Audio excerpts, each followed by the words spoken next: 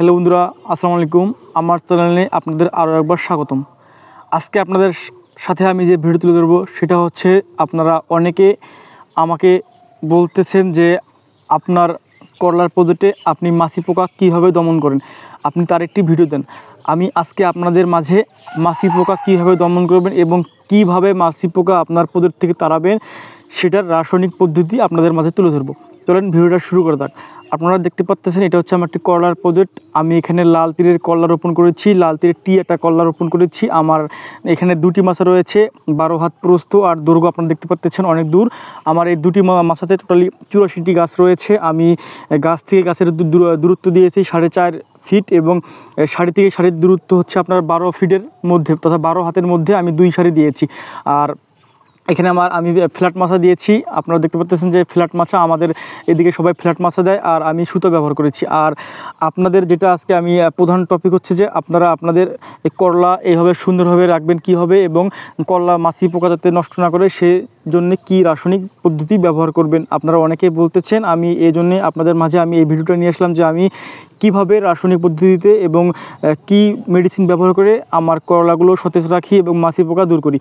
আপনারা জানেন যে আমি প্রতিবারই আমার এই প্রজেক্টের ভিডিও দেই এবং আমি অনেক ভিডিও দিয়েছি আমার এই প্রজেক্টের, এবং আপনারা জানেন যে প্রতিনিয়তই আমি আপনাদের মাঝে নতুন নতুন জিনিস তুলে ধরতেছি।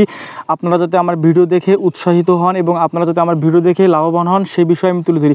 আপনাদের অনুরোধে আমি আজকে এই ভিডিওটা তুলে ধরতেছি। আপনারা জানেন যে মাছি পোকা কুমড়া জাতীয় ফসলের জন্য একটি ক্ষতিকর পোকা। প্রায় 70% ফল মাছি পোকার দ্বারা নষ্ট হয়ে যায়। মাছি পোকা যখন একটি ফলে হুল ফুটাবে, তখন এই যে আমার অলরেডি এই ফলটিতে হুল ফুটিয়েছে, একটি মাছি পোকা যখন এখানে হুল ফুটিয়ে ডিম দিবে, তখন ফলটি আস্তে আস্তে হলুদ হয়ে যাবে এবং পরে নষ্ট হয়ে যাবে। ভিতরে কীড়া হবে এবং কীড়া এই সবজিটা খেয়ে আপনার জীবন ধারণ করবে। পরে মাছি পোকা এখান থেকে আরও বেশি বংশ বিস্তার করবে। তাই আপনারা মাছি পোকা দূর করবেন কী হবে, আমি যে মেডিসিনের কথা বলবো আপনারা সেই মেডিসিন দিতে পারবেন, বা মেডিসিনের নাম হতে পারে ভিন্ন ভিন্ন, কিন্তু গ্রুপ একটি। আপনার অনেক কোম্পানি রয়েছে একই গ্রুপের ওষুধ ব্যবহার করে অনেক অন্য অন্য নামে, কিন্তু গ্রুপ কিন্তু একটি। আপনাদের মনে রাখতে হবে গ্রুপ চিহ্নিত করে আপনাকে ওষুধ ব্যবহার করতে হবে। আমি মাছি পোকা দমন করার জন্য আমার 84টি গাছে আমি যে মেডিসিন ব্যবহার করি আপনাদের সাথে তুলে ধরবো। আপনারা দেখতে পাচ্ছেন এখানে হচ্ছে আমি একটি ওষুধ নিয়েছি। ওষুধের এখানে কোম্পানির নাম আমি না বলবো, আমি এখানে গ্রুপের নাম বলবো, কারণ আমি কোম্পানির প্রচার করতে আমি এখানে আসি নাই। আমি এসেছি আপনাদের উপকার করার জন্য। এখানে জাস্ট শুধু গ্রুপটা হলেই হবে। এটা হচ্ছে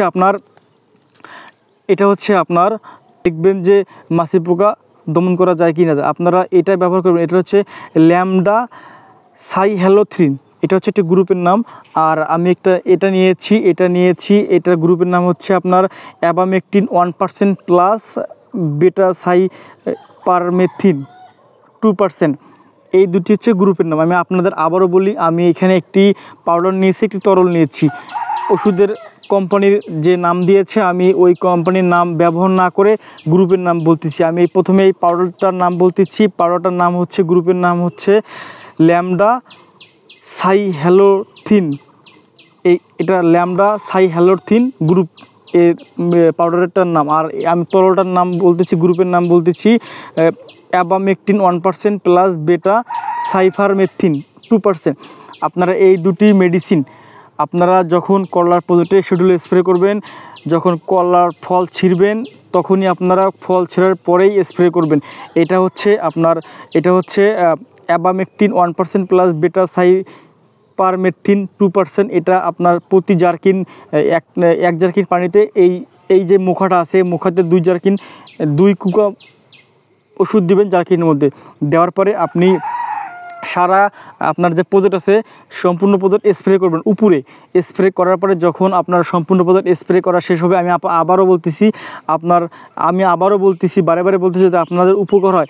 এখানে হচ্ছে অ্যাবামেকটিন 1% প্লাস বেটা সাইপারমেথিন 2%। এটা হচ্ছে গ্রুপের নাম। এই গ্রুপের মেডিসিন দিয়ে, আপনার যে কোনো কোম্পানি হতে পারে, গ্রুপের মেডিসিন দিয়ে আপনারা প্রতি জারকিন পানিতে 2 কুকা হারে ব্যবহার করে সম্পূর্ণ আগে উপরে ভিজাই নেবেন।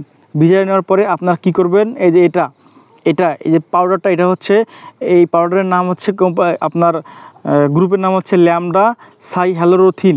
এটা দিয়ে আপনারা প্রতি জারকিনে 2টি গ্রাম 2টি পাউডার দেবেন। তো এটা হচ্ছে আপনার 15 গ্রামের পাউডার।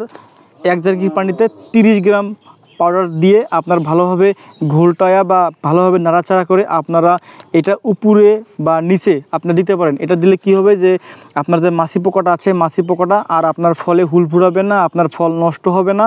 আমি যেহেতু করলার অনেক দিন থেকে আমি বাজারজাত করতেছি, আমি অনেক দিন থেকে করলা রোপণ করি এবং আপনারা জানেন যে আমি অনেক দিন থেকে করলা হারভেস্ট করতেছি, কারণ আমি এই দুটা গ্রুপের মেডিসিন ব্যবহার করার ফলে আমি কিন্তু ভালো রেজাল্ট পেয়েছি। আশা করি আপনারা এই দুটি গ্রুপের মেডিসিন ব্যবহার করে আপনারাও ভালো ফল পাবেন এবং আপনার ক্ষেত থেকে, আপনার প্রজেক্ট থেকে মাছি পোকা দূর করবেন। কারণ মাছি পোকা কিন্তু, আমি আবারও বলেছি যে মাছি পোকা কিন্তু আপনার প্রজেক্টের 70% কুমড়া জাতীয় ফসল নষ্ট করে। তার মধ্যে কুমড়া জাতীয় ফসলের মধ্যে কিন্তু আপনার করলা পড়ে, চিচিঙ্গা পড়ে, আপনার ধুন্দুল পড়ে, পানি কুমড়া পড়ে, চাল কুমড়া পড়ে, মিষ্টি কুমড়া পড়ে, লাউ পড়ে, শশা পড়ে, এগুলো কিন্তু কুমড়া জাতীয় ফসলের মধ্যে পড়ে।